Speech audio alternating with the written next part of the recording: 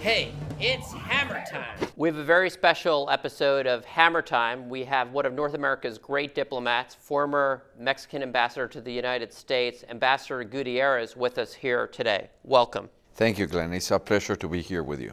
You, during your time as ambassador, were one of the architects of the new trade agreement, the USMCA, known as, I believe, TEMEC in Mexico.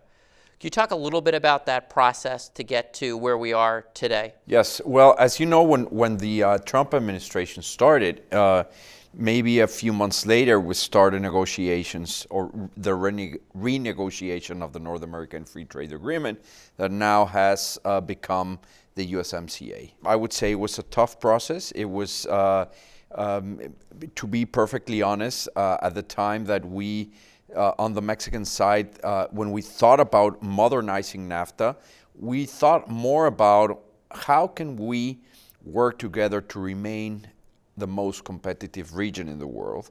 And we were not thinking really about, trade restrictions or investment restrictions. I think that in the end we managed, to have a good agreement for the three sides.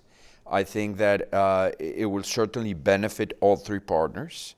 And it was just a tough process. And I think that the key was that I think we all knew that there was too much at stake for the three countries and that we needed to get to an agreement. What to me was also very impressive is this was two governments in Mexico that also helped to make sure that this would be something that would move past the change in governments. That's absolutely true. It was, as you know, we had last year a very feisty electoral campaign, and Mr. López Obrador, now president, won that election by a big margin, and there was a very polarized environment politically.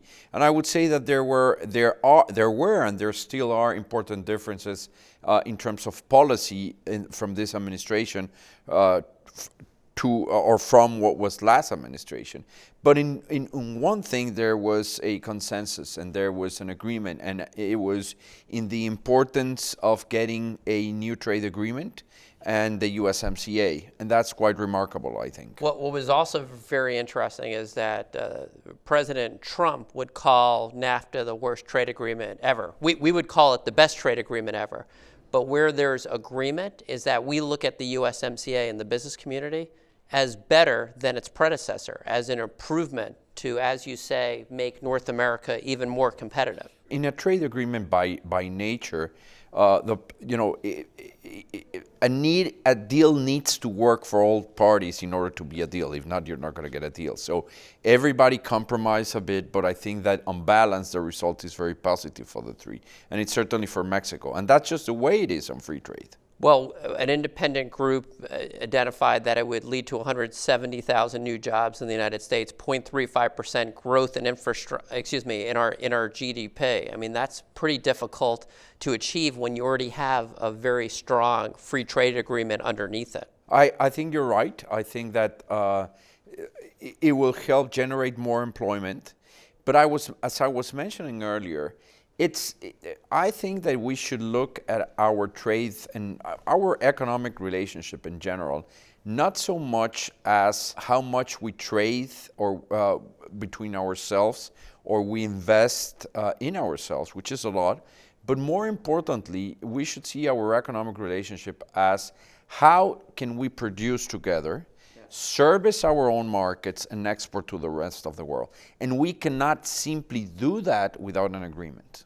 Well, it's that connection that we're building stuff together, the auto supply chain. That's a good example, exactly. Yeah. That's a perfect example. One of the most integrated industries is, in fact, the auto industry. And we've made the point that if it's a choice between tariff-free trade or you start adding tariffs, there's no way we can build these types of things. So as Arizona is getting these modern auto manufacturers, for example, it's only possible. We've heard from the manufacturers themselves. It's only possible because of that supply chain in Sonora and the free trade agreement. Both those have to be there, or we don't have the deal. The supply chains develop, I think, precisely because we had we started a trade agreement 25 years ago, And those supply chains are now key to our competitiveness individually as countries, but also as a region. Well, I want to commend you to have that agreement go through the Senate in Mexico 114-4.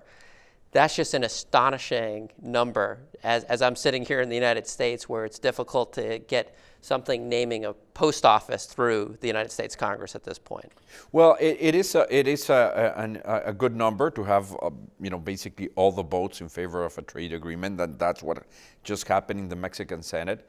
I think that it only makes sense also because Mr. López Obrador, President López Obrador, has publicly expressed its support, and I think he understands very clearly the importance of USMCA for the Mexican economy, and therefore I think he persuaded his party legislatures that this was an important thing to get through. And at the same time, the rest of the parties in Mexico had been at one time or another very supportive of free trade with the United States.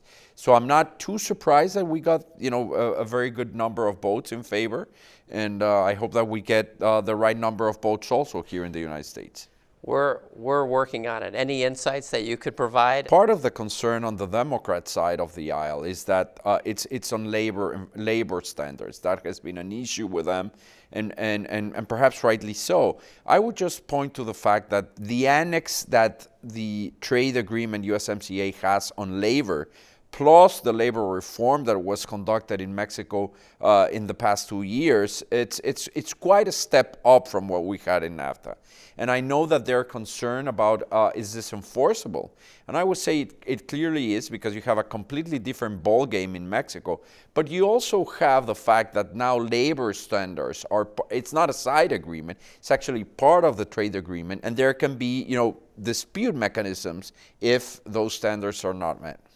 That's a super important point in my view. I think so. Because that keeps coming up for some of our friends on the Democratic side. Is Mexico serious about enforcing the agreement? And every indication I have is that Mexico absolutely will meet its obligation. And the important thing is that there's their mechanism. I think it's enforceable, and if it's not, there are mechanisms to correct it.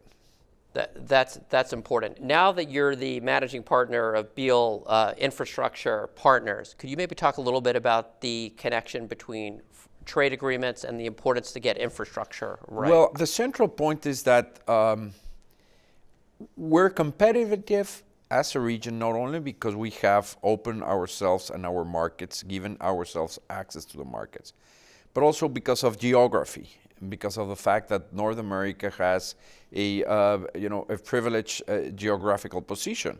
And in order to remain competitive, precisely because firms are so much involved now in just-in-time inventories, and precisely because those supply chains demand a lot of efficiency, infrastructure on roads, on highways, airports, ports of entry is central to our competitiveness as a region. We put a lot of time into things like unified cargo processing.